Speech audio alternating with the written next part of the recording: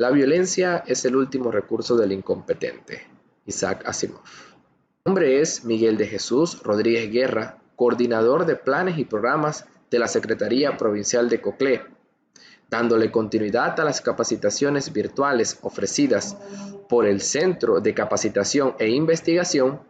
Tengo el agrado de presentarles al licenciado Nicanor Carrión, quien les disertará sobre el tema violencia doméstica. El licenciado Carrión es egresado de la Facultad de Derecho de la Universidad de Panamá.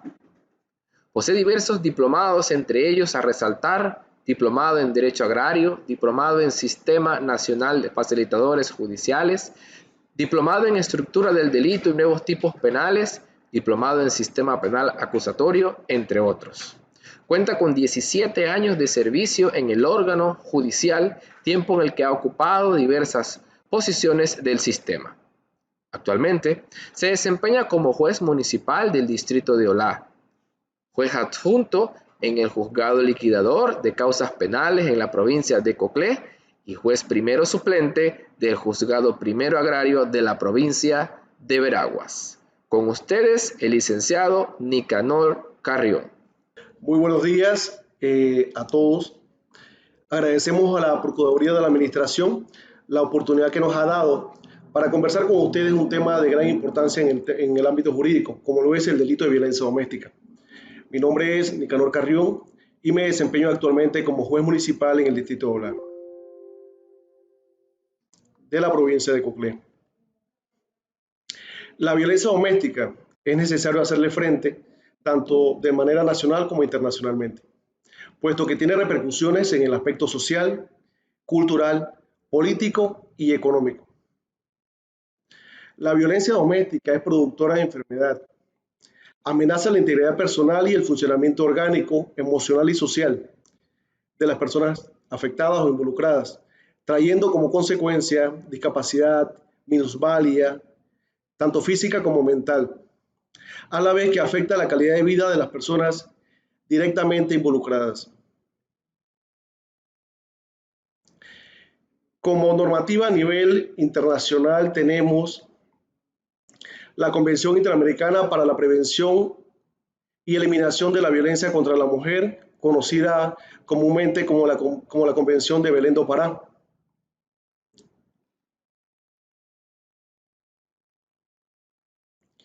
Y donde se define la violencia doméstica como toda acción, omisión o trato negligente cometido por una persona que perjudique la integridad física, psicológica, sexual, patrimonial o la libertad de las personas. Este concepto también es recogido en el artículo 2, numeral 7 de la Ley 38 del año 2001 sobre violencia doméstica. Entonces vemos que la violencia doméstica puede ser desarrollada o ejecutada por el cónyuge, por los familiares que habitan o hayan cohabitado con la persona, que vivan o hayan vivido con la persona, sea esta convivencia actual o pasada. ¿A quiénes les son aplicables las normas sobre violencia doméstica? Esta respuesta la da el artículo 3 de la Ley 38 del año 2001, que establece que la violencia doméstica es aplicable a los matrimonios, a las uniones de hecho, a las relaciones de pareja que no hayan cumplido los 5 años, cuya intención de permanencia pueda acreditarse, a las personas que tengan vínculo de parentesco dentro del 4º grado de consanguinidad o 2º de afinidad, a los hijos o hijas menores de edad no comunes que convivan o no dentro de la familia, y a las personas que hayan procreado entre sí un hijo o una hija, aun cuando este vínculo haya finalizado al momento de la agresión. De estos conceptos podemos desprender 4 tipos o 4 clasificaciones de violencia doméstica. Se habla de violencia física, de violencia psicológica, de violencia sexual y de violencia patrimonial. La violencia física implica el uso de la fuerza física o la coerción por parte del agresor o de la persona contra la víctima sobreviviente para lograr que ésta haga algo o deje de hacer algo que desea, por encima de sus derechos y voluntad. Esto lo indica el numeral 9 del artículo 2 de la Ley 38 del año 2001.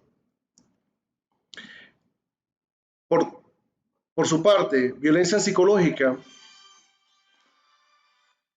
puede ser entendida como toda acción u omisión que realiza una persona contra otra, destinada a coaccionar, degradar o controlar las acciones, comportamientos, creencias o decisiones de las personas a quienes les es aplicable esta ley.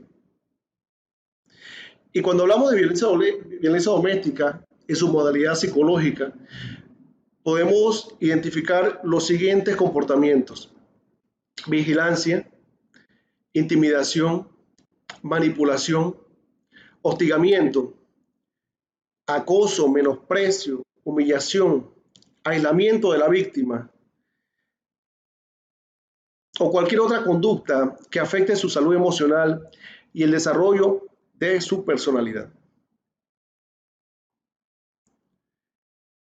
Por violencia patrimonial se entiende la acción u omisión dolosa que implica daños, pérdida, transformación, sustracción, destrucción, retención o distracción de los objetos, instrumentos de trabajo, documentos personales, bienes, derechos u otros recursos económicos destinados a satisfacer las necesidades básicas.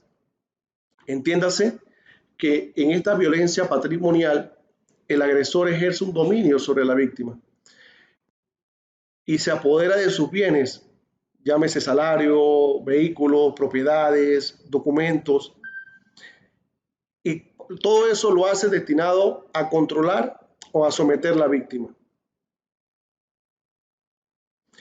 Y el otro tipo de violencia o la otra clasificación de violencia doméstica es la violencia sexual, que es la acción que obliga a una persona mediante el uso de la fuerza, intimidación, coerción, chantaje, soborno, manipulación, amenaza, uso de sustancias o drogas o cualquier otro mecanismo que afecte la voluntad destinada a que ésta participe en interacciones sexuales que por sí misma no constituyen, dice la norma, necesariamente un delito contra el pudor y la libertad sexual.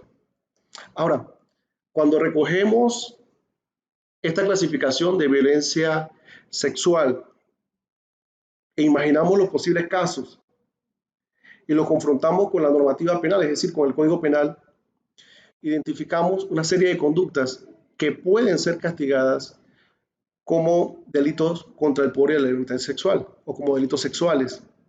De allí que en los casos, la mayoría de los casos, en casi la totalidad de los casos en que se podría hablar de violencia doméstica, esa conducta encuadra en un tipo de delito sexual que normalmente es sancionado con una pena mayor, y de allí que se canalice esa conducta como un delito sexual y no como un delito de violencia doméstica.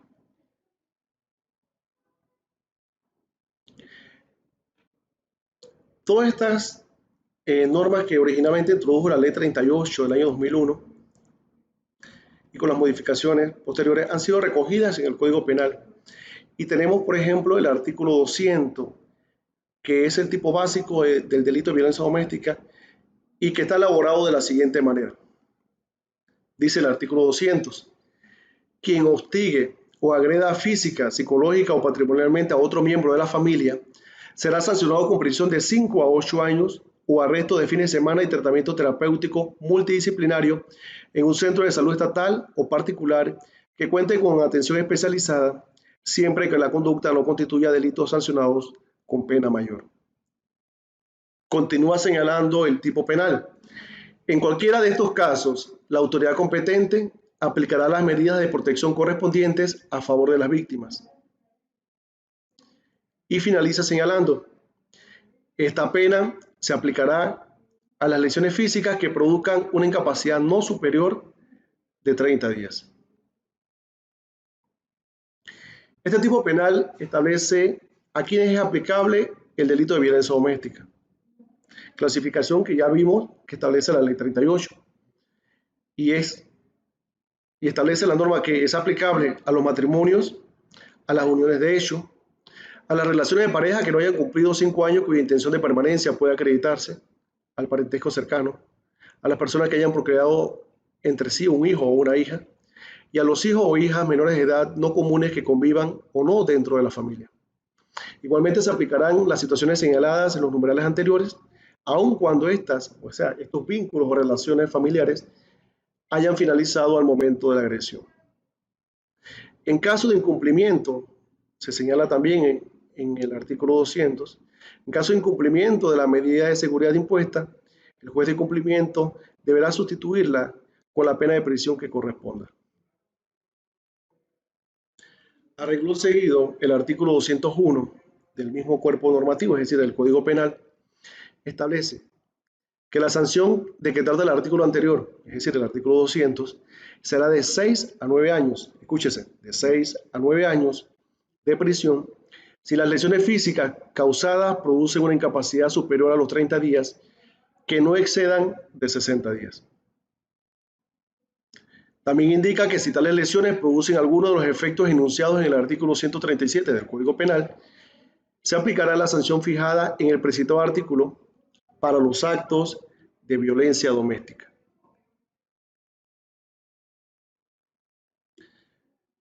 Se ha entendido que la violencia doméstica conlleva un ciclo o una serie de etapas. Los estudiosos han identificado mayormente 3 etapas o 3 ciclos diferenciados, o 3 fases, como otros le llaman. La fase del aumento de la tensión. Es aquí donde surgen los problemas. Luego viene una fase de exposición o el incidente agudo, que es donde ocurre generalmente, donde ocurre el hecho de violencia doméstica. Y luego viene una fase de respiro, lleno de calma o cariño. En esta última fase se conoce también como la etapa de la tregua amorosa. En el siguiente gráfico, o en este gráfico que estamos proyectando, pueden ver cómo ese ciclo se cumple, pero vuelve a iniciar si no se rompe a través de la intervención de las autoridades competentes y de personal especializado. Si no se ayuda a la víctima, ese ciclo de 3 etapas culmina con la reconciliación, pero prontamente iniciará nuevamente la fase de la tensión y se repetirá una y otra vez. La duración de cada una de esas etapas dependerá de las circunstancias particulares de cada uno de los intervinientes. En la fase 1, etapa del aumento de la tensión, se ha identificado que en la gran mayoría de los casos, la mujer trata de calmar al agresor. Acepta normalmente los abusos, pues piensa que se los merece. Busca cualquier excusa para justificarlos y generalmente encubre al maltratador. En la segunda fase, denominada del incidente agudo de la agresión, se identifican estas características. Hay falta de control y de destrucción total por parte del agresor. Es aquí donde ocurren generalmente los hechos de violencia doméstica, donde se dan los golpes, donde se destruyen los objetos, donde se afecta el honor, el decoro, donde se maltrata psicológicamente a la víctima. La víctima acepta el hecho de que la ira del agresor está fuera de control. Es allí donde se da cuenta que la situación es delicada. Generalmente es golpeada gravemente. El agresor es el único que puede tener esta fase. Se ha identificado que ella como única opción buscará un lugar seguro para esconderse. En algunos casos obtiene una golpiza, sin importar cuál sea la respuesta que ella dé, o la justificación, o la actitud que tome frente al conflicto. Y no le queda a la víctima más que esperar que ocurra o transcurra el ataque. Estas víctimas generalmente no buscan ayuda, sino que tiende a permanecer aislada. Cumplida esta fase o esta segunda fase, viene una tercera fase denominada amabilidad, arrepentimiento y comportamiento cariñoso, que presenta estas características. Hay un comportamiento extremadamente cariñoso y amable y arrepentido supuestamente por parte del agresor. Viene un inusual estado de calma que hacía mucho tiempo, semanas, días, semanas, meses, incluso años, no se vivía dentro de la relación. La tensión acumulada en la fase 1 y liberada en la fase 2 ha desaparecido aparentemente. El agresor se manifiesta arrepentido y pide perdón. Para ello da regalos, ayuda a las labores de la casa, lleva a la víctima a pasear, etc. Es decir, hace muchas cosas para agradarla. En respuesta a esa actitud, supuestamente ese cambio de parte del agresor, la víctima se siente feliz, se siente confiada. Igualmente se muestra cariñosa. Cree o quiere creer que nunca más sufrirá estos abusos. Y generalmente se estrecha la relación entre la víctima y el agresor. En esta fase, las autoridades de instrucción tienen muchas dificultades para lograr la colaboración de la víctima.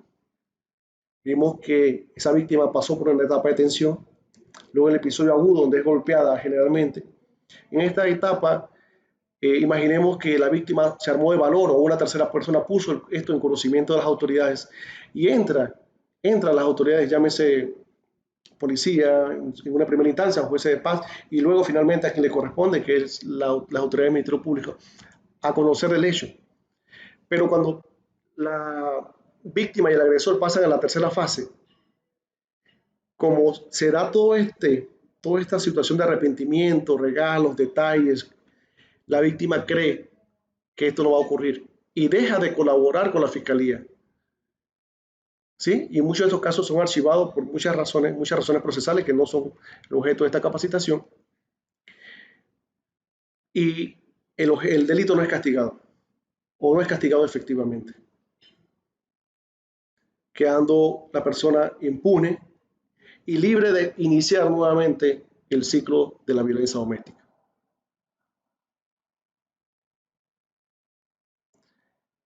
Este ciclo, la violencia doméstica, puede parecer impredecible, simplemente una explosión relacionada a este momento y a las circunstancias en la vida de la gente a quienes concierne. La ley general, la ley 38 sobre violencia doméstica, la ley 38 sobre violencia doméstica, introduce el concepto de patrón de conducta como un hecho reiterado. Sin embargo, la jurisprudencia, es decir, los fallos de los jueces, han entendido que no se requiere de un patrón de conducta para considerar que existe violencia doméstica. Basta con que se dé un episodio de agresión física, sexual, psicológica o patrimonial para que podamos estar considerando que se da el delito. Repito, no es necesario que la víctima sea sistemáticamente agredida para dar por acreditado el patrón de conducta y luego considerar que es el delito de violencia doméstica. Repito, un solo hecho es suficiente para considerar que se da el delito de violencia doméstica. ¿Quiénes son competentes para aplicar medidas de protección?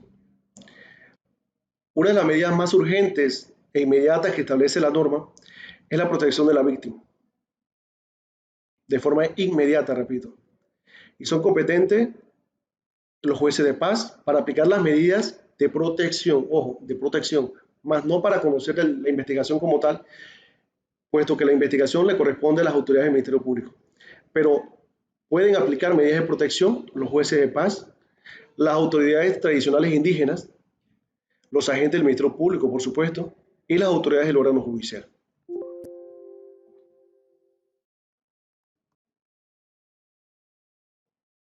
Estas medidas de protección pueden ser aplicadas de oficio o a solicitud de parte.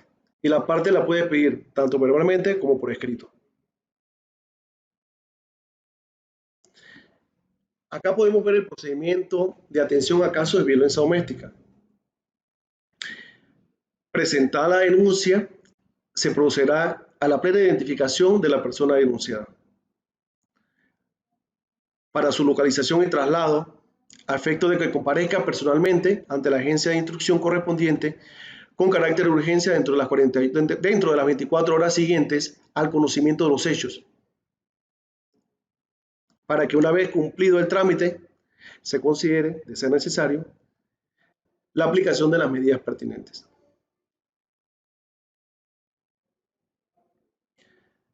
Este proceso o este hecho de violencia doméstica generan varias implicaciones o consecuencias. Consecuencias de índole penal, por supuesto.